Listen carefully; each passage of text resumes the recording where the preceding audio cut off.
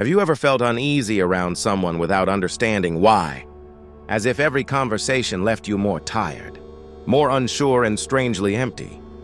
Even when there was no argument, no overt conflict, you offer kindness. You stay patient. You even give more than you receive. And yet each encounter leaves you feeling drained, insecure, and subtly diminish the most troubling part. You keep going back. You tell yourself it's nothing. You pretend not to notice. But what if this is not an accident? There are people around you who smile to your face, yet silently resent your growth.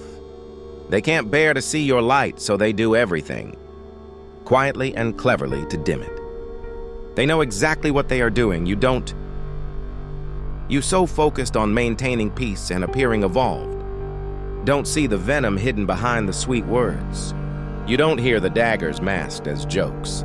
You refuse to believe the subtle betrayal, because facing it would be too painful, so you stay. You explain away their behavior. You accept scraps of affection because you're afraid of being alone. But enough is enough. This message isn't here to make you feel better. It's here to wake you up. If you suspect there are people in your life who secretly want to see you fall, this is your confirmation. The true danger isn't loud, it's disguised. It's the poison wrapped in affection. It's the compliment laced with resentment. It's the friend or family member whose embrace hides invisible thorns. Carl Jung called this phenomenon the projection of the shadow, when people unable to face their own envy, anger, or insecurity project it onto you. They don't attack you outright. They mock you with jokes, diminish your growth with fake concern, and guilt you for evolving beyond them. And the cruelest twist: when you finally pull away, they call you the villain. Cold, ungrateful, distant. This is not love, this is control. This is emotional vampirism disguised as care. And the first step to healing is seeing it clearly without excuses, without minimizing, without denial. Your light threatens their darkness, and your first act of courage is to recognize it. It's comforting to believe that enemies are obvious, loud, hostile, easy to spot. But the truth is more unsettling. The real danger is quiet. It's hidden beneath smiles, jokes, and gestures of so-called support. The ones who sabotage you most skillfully often pretend to be your biggest supporters. They hide their envy behind compliments. They mask their bitterness with concern. They offer encouragement until your success starts to highlight their own failure. Carl Jung explained this through the concept of the shadow projection. When people refuse to confront their own dark emotions, jealousy, insecurity, resentment, they project those feelings onto others. Onto you, they can't admit their own shortcomings. So they undermine you subtly, surgically. It looks like the colleague who jokes about how lucky you are but never acknowledges your hard work. The family member who says you've really changed, weaponizing guilt against your growth. The friend who cheers for you until your achievements remind them of their own regrets.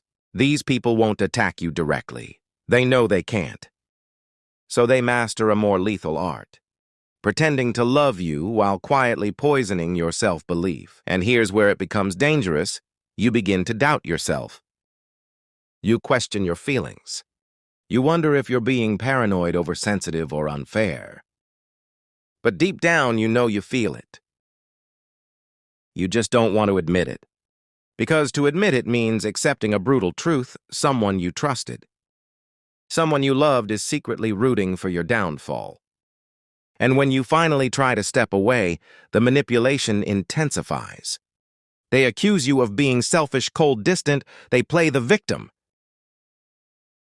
flipping the story to make you feel like the betrayer. This isn't affection, it's control. It's emotional parasitism disguised as empathy. But why do you allow it? Why do you stay in this toxic dance? That's the uncomfortable question we must now face. And it's where the real work of freedom begins. It's easy, almost instinctive, to point fingers at others. To say they are toxic, they are envious. They are fake, but Carl Jung gave us a harder, deeper truth: everything that irritates us about others can lead us to a better understanding of ourselves. The problem is never just with them. If you keep attracting people who drain you, belittle you, sabotage you under the guise of love, you must ask yourself why. There is a part of you hidden, wounded, unexamined, that allows this, that seeks it, that even needs it. Not because you are weak or foolish, but because you are caught in old unconscious patterns. Patterns built from trauma, not choice. Maybe you grew up being told you had to always be available, always understanding, always the good one. Maybe you learned early that love was conditional, that you had to abandon yourself to be accepted. And so now, without even realizing it, you replay that script. You attract people who reinforce that old lie, that your worth is measured by your sacrifice. These people act like mirrors. They reflect the parts of you still afraid to say no, still desperate to be liked, still feeling guilty for setting boundaries. As long as you don't recognize this, you stay trapped. You mistake emotional imprisonment for friendship. You confuse loyalty with submission. You believe enduring silent suffering makes you strong, but it doesn't. It makes you complicit in your own destruction. Jung warned that the encounter with the true self is the scariest confrontation of all. Maybe that's why you stay so focused on that poison. Because looking inward, facing your own wound, feels even more terrifying. But here's the hard truth. The cycle will not end until you end it. The people around you will not change. They exist to force you to change. Freedom begins the moment you stop blaming others and start reclaiming your power from within. And to do that, you must first understand the invisible damage they cause, the deep, silent toll on your mind, your body, and your soul. That's what we'll explore next. Pain isn't always loud. Sometimes it whispers. It seeps quietly into your mind, your body, and your spirit. Until you barely recognize yourself, emotional draining rarely arrives with insults or open attacks. It comes through subtle erosion, a gaze heavy with silent judgment, a compliment that feels like a disguised criticism, a presence that, though seemingly affectionate, secretly wishes you would shrink. And that's the danger. They don't destroy you all at once. They do it little by little. First, they make you doubt a decision. Then they question your confidence.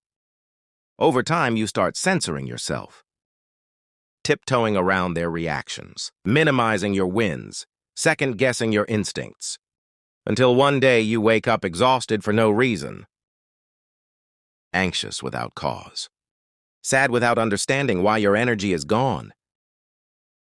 Not because of a battle you fought, but because of 1,000 battles you didn't even realize were happening.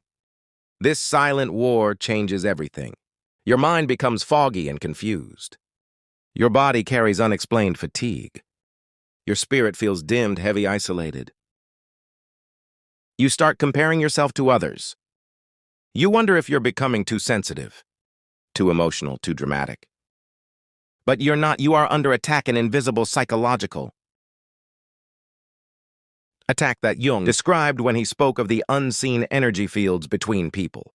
When you bond with someone filled with envy or repressed rage, your own energy field is contaminated slowly and visibly. You might try to rationalize it. You might excuse their behavior, empathize with their struggles, look for reasons to stay, but your body feels the truth. Your intuition screams it, your spirit already knows. Still, many choose to silence that knowing. They stay, they adapt. They smile at the very people who are draining the life out of them, because confronting the truth feels too painful. But pretending costs you even more. Ignoring the whispers of your soul cost you everything. And now you're standing at the crossroads. Will you keep sacrificing yourself to keep the peace? Or will you summon the courage to say enough? Because courage, real courage, is exactly what you'll need for the next step. Facing the truth without flinching and deciding what to do about it.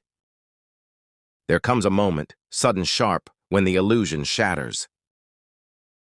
You see them clearly, the smiles that never reach their eyes. The advice that always left you smaller. The emotional debt that no matter how much you paid was never enough. Everything clicks into place. The passive-aggressive jokes. The subtle criticism hidden inside concern. The exhausting feeling that somehow you were always the one giving. Apologizing, adjusting, the mask falls. The truth stands naked. And it cuts deep. At first, the realization is devastating. Because it's not about random strangers, it's about people you trusted. People you loved. But the second shock is even harder. Now that you know, what will you do? Most people get stuck here. They see the problem, but acting on it feels terrifying. Because action demands sacrifice. It means distancing yourself from people you once called family, friends, mentors. It means losing comfort, losing approval, losing old definitions of loyalty. You will hear their accusations. You're ungrateful, you're too cold, you've changed, and they're right. You have changed because growth demands it. Recognizing the pattern is just the beginning. It's meaningless unless followed by decisive action. You can read every book, watch every video, understand every psychological theory. But if you continue allowing access to those who wound you, nothing changes, Carl Jung said. You do not become enlightened by imagining figures of light, but by making the darkness conscious. Seeing the toxicity is not enough. You must act on what you know. You must set boundaries that shake the very foundations of these false bonds and be ready. When you start to pull away, they will fight back. They will shame you, guilt you, accuse you. Because they're not mourning your absence, they're mourning the loss of control. The real test isn't about recognizing the truth. The real test is standing firm when the guilt tries to pull you back. It will hurt, it will be lonely. But staying in the cycle will hurt even more and cost you even more. This is the moment where you decide, will you return to the familiar pain of old patterns, or will you break free even if it breaks your heart? Because in the next step, we'll learn not just how to recognize the pattern, but how to end it once and for all. Walking away from someone who drains you is one of the hardest things you'll ever do, not because you still believe they'll change, but because you've been conditioned to believe that walking away means you are cold, selfish, or ungrateful. You've been told that forgiveness is always noble, that enduring pain proves your strength, that maintaining relationships, no matter how damaging, is a sign of maturity. But here's the truth no one dares to say. Enduring the unbearable isn't maturity. It's complicity in your own destruction. Distancing yourself is not weakness. It's not cruelty, it's self-respect. It's recognizing that not every bond deserves to be preserved. That some connections are not bridges, they are chains. Carl Jung taught us that true healing, true individuation requires letting go. It demands we break silent pacts with those who keep us small. And breaking free requires 3 critical steps. No. 1. Emotional detachment. Stop explaining, stop justifying. Stop trying to fix what was never yours to fix. They know what they're doing. They just never imagined you would wake up and stop playing along. In these moments, silence is your greatest weapon. Silence drains their control. Silence dismantles their manipulations. Silence protects your soul. Number 2, setting boundaries without guilt. Maybe you can't cut ties immediately. Maybe they are family, colleagues, or people in your daily life. That's okay, but you can and must control access to your inner world. You can limit conversations. You can refuse emotional exposure. You can shield your energy. Not every relationship deserves intimacy. Not every person earns your vulnerability. Number 3. Prepare for loneliness. It will come. The void left behind when you cut off toxic bonds is real. And it is frightening, But it is also the birthplace of new strength. In that space of solitude, your true self begins to emerge. Your voice gets louder, your intuition sharpens, your heart heals. Because distancing is only half the journey. The other half is what you build inside that empty space. And that's where your transformation truly begins. Leaving isn't about revenge. It's not about proving anything to them. It's about finally protecting yourself with the same fierce love you've always offered to others. And once you do, your absence will echo louder than any confrontation ever could. That's what we'll explore next. The power of walking away and the freedom it unleashes. When you finally step away from those who drained you, something extraordinary happens, not just within you but all around you. At first there is silence. An empty, aching quiet where manipulation once echoed. It feels strange, uncomfortable, almost unbearable. But that silence is not your enemy.